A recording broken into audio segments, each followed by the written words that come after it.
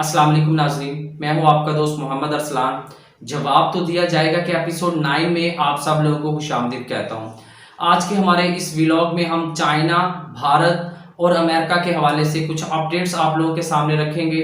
सबसे पहले तो कुछ अफवाहें इस वक्त गर्दिश कर रही हैं कि भारत और चाइना दोनों ही अपनी फौजें लद्दाख से वापस लेके जा रहे हैं।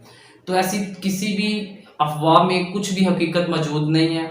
ये भारत और गोदी मीडिया की जानिब से किया जाने वाला झूठा प्रोपेगेंडा है, जो कि नरेंद्र मोदी की सियासी साख को बचाने की एक नाकाम कोशिश है। अभी तक भारत और चाइना में जितने भी मुज़ाकराती दौर गुजरे हैं, उनमें जस्ट एक चीज़ के ऊपर इत्तेफाक हुआ है और वो है कि बातचीत को जारी रखा जाए।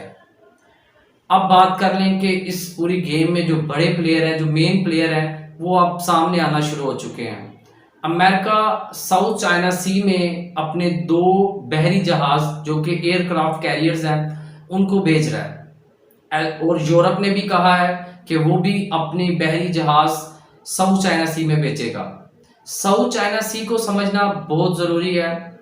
साउथ चाइना सी में 9 डैश लाइन क्लेम करता है चाइना। ये जो आपको रेड कलर में नज़र आ रहा है, ये ऐसे 9 पॉइंट्स हैं जो कि चाइना क्लेम करता है कि ये उसके सी के इलाके हैं, जबकि आप देखें कि जो येलो पोर्शन है वो रिप्रेजेंट करता है वियतनाम के क्लेम को, जो ब्लू कलर है वो ब्रुनाई के क्लेम को रिप्रेजेंट करता है, और इसी तरह जो ग्रीन कलर है वो मलेशिया के क्लेम को रिप्रेजेंट करता है। और इसी तरह आप देखें कि फिलीपीन का भी क्लेम है कुछ इलाकों के ऊपर। ये जो साउथ चाइना सी है ये चाइना के लिए बहुत इंपॉर्टेंट है, क्योंकि चाइना एक इकोनॉमिक कंट्री है, और जिस तरह से इकोनॉमिक कंडीशन है चाइना की, और जिस तरह कोरोना वायरस को आप देख लें, चाइना ने जैसे एक बाअसर तरीके से इन तमाम चीज़ों में अपनी जो सलाहियतों का लोहा मनवाया वो अपनी मिसाल आप है। और पूरी दुनिया और ख़ुसूसन अमेरिका जो कि अपनी एक जहनीत रखता है, सुपर पावर होने का दावा करता है,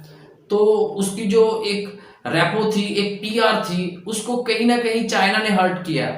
और चाइना जो है वो मुसलसल आगे बढ़ रहा है और अपनी ताकत को मनवा रहा है।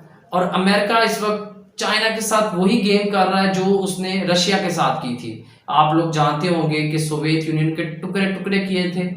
उस वक्त अमेरिका ने इन्वेस्टमेंट की थी सऊदी अरेबिया के ऊपर, जो अरेबियन कंट्रीज़ हैं, यूएई, और फिर पाकिस्तान और अफ़गानिस्तान, और फिर वहाँ पे मुल्ला उमर को तैयार किया गया और फिर वो लश्कर भेजा गया। जो इस्लामिक नज़रियाती रियासतें थीं उनको सोवियत यूनियन से तोड़ा गया, रशिया के टुकड़े टुकड़े किए गए, रशिया को सबोताश किया गया।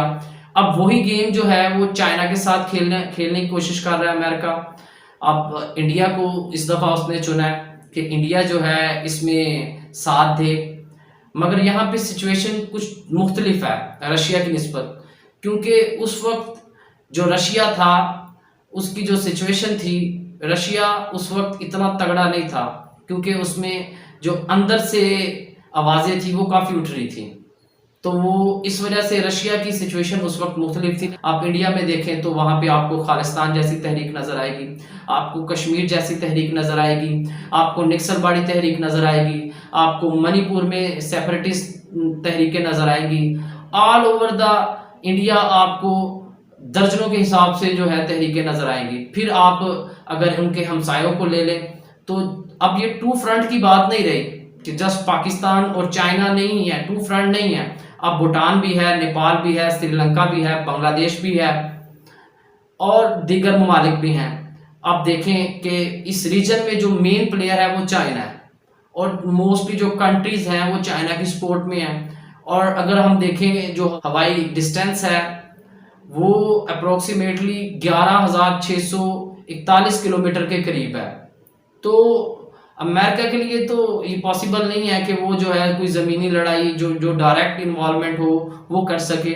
वो यही कर सकता है कि वो इंडिया को सपोर्ट करे, इंडिया को हथियार प्रोवाइड करे, या कुछ फौजी इंडिया के में भेज दे और इंडिया को जो है वो आगे फ्रंट लाइन पे खड़ा कर दे।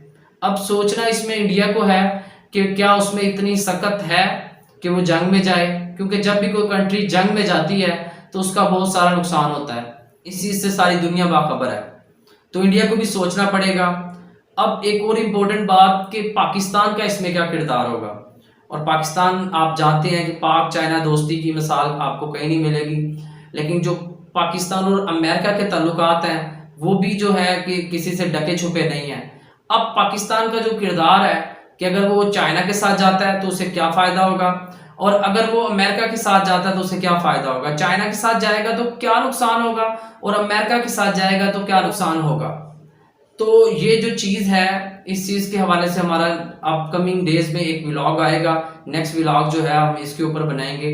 अगर आपको हमारा ये व्लॉग अच्छा लगा हो तो हमारी इस वीडियो को लाइक कर दें, दोस्तों के साथ शेयर कर दें। इंशाल्लाह मिलते हैं एक नई वीडियो में, तब तक के लिए अल्लाह हाफिज़।